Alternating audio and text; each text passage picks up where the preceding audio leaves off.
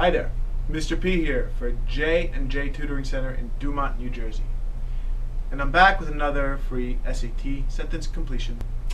And this one reads, the Pascack Valley Indians football team let out a blank pregame chant that echoed through the bleachers. Now let's go through the answers. A, stentorian. If you do not know what this word means, skip it. Trojan. Well, sounds like a good answer, right? That was a formidable fighting force. The Greek Trojans, the USC Trojans, let's say. Sounds good. Let's hold on to it for a bit. Desperate. The Pascack Valley Indians football team let out a... If you have a pregame ritual that's souping you up to win a football game, the last thing you want to sound like is desperate. So, probably the easiest elimination. Actually, this one's pretty easy too. Inaudible. What does that mean? I can't hear you. I can barely hear you. Inaudible means I can barely hear you. No sound. Like if your TV is turned all the way low, it's inaudible. It can't be heard by human ears. So inaudible, eliminate, because what we're looking for is not inaudible. Think about a football team that tries to get ready for a game. They're like, Rutgers, for example. Hoo, rah, rah, Rutgers, rah. Is that going to be low pitch? No. It's going to be yelled, like, at the top of their lungs. You can probably hear them 5 miles away, let's say, right? Iconoclastic. I like this word, right? For any Simpsons fans out there, there's that episode called Lisa the Iconoclast. Now, let me explain the vocabulary that we do not know in this. Stentorian means, I have a stentorian voice, loud and booming. I'll give you a good example.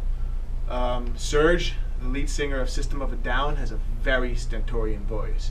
As a matter of fact, he was actually trained in the Byzantine style, like Byzantine, if you've ever heard of Orthodox Mass. That's the Byzantine style of singing.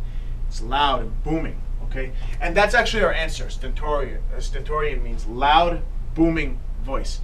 Okay, a football team that's getting souped up for a game is going to be loud. It's going to be get its energy level up to crush the opponent to win, right? Trojan, it's just, I guess it's a silly answer, really. It's not, it refers to a historical group or a mythological group of warriors. But now let's define iconoclastic. What an iconoclast is somebody who comes along and says, let's say there's a figure, a historical figure that's very revered.